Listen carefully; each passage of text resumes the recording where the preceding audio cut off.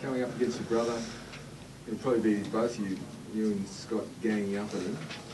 It has been the case for the last 4 years. Yeah. In a final, mate, getting back for all those times in the backyard at homes or something, talk us through it. Yeah, I mean, proud moment for the family this week. I guess people have asked what a predicament Mum and Dad are going to be in, but if this is the issue we've got in life, we're doing pretty well. So it's going to be a great thing for all three of us to run out on the MCG, and I guess next week we know that at least, well, hopefully 2 of us are going through to the grand final next week. To play against him, we've played against him before, but I guess this is do or die footy now, and on the big stage, what we've always dreamt of. So, yeah, it's just going to be a fantastic thing. I'm sure we'll probably might match up on one another throughout the week, throughout the game, and there might be. Hopefully, I don't tackle him head high anyway. That's one thing. I said to Scotty, I said, make sure, mate, if you need to practice your tackling, I'll work the manoeuvre a little bit so we know what we're coming up against. Probably a hard question for you to answer, but how do you rate him as an opponent in terms of your toughest opponents you played on? Yeah, I've actually never played on Joel one-on-one, but being a brother, I've watched a lot of his football, understand the way he plays, and he's just a fantastic player. Stepping aside of being a brother, and he's just another player out there. He hunts the footy. He's intense.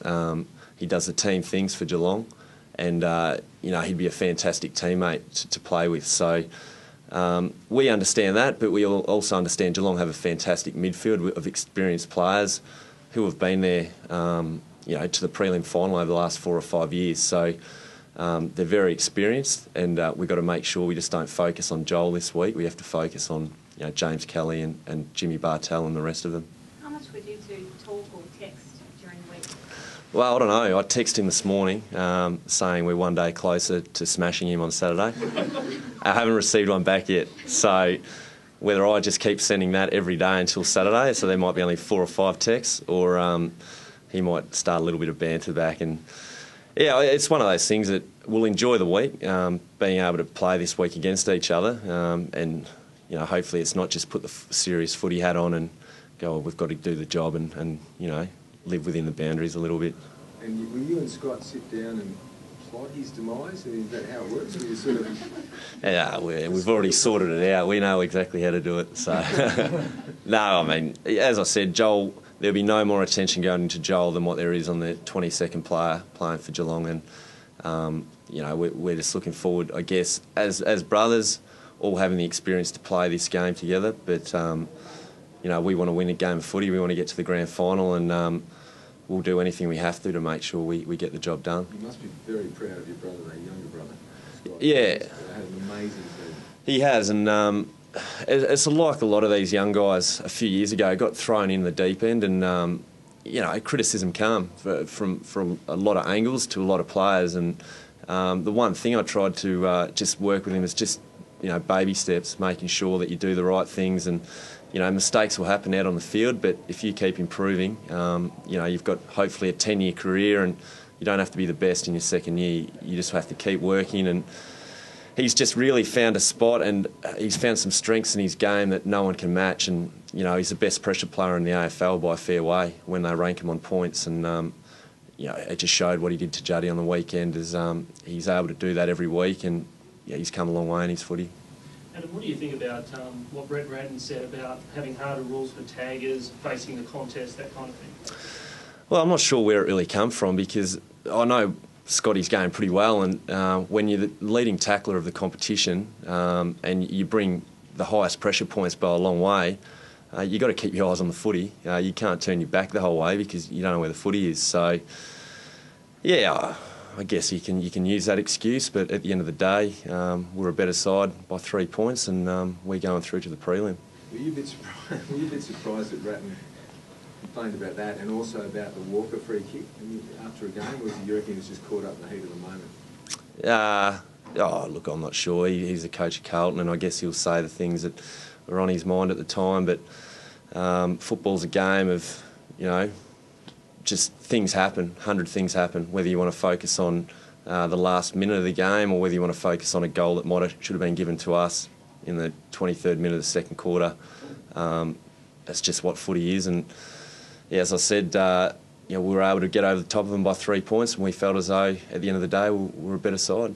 Do you senior guys let the young players know that preliminary finals are pretty rare and this is a massive opportunity you have to take? I think we all know that anyway.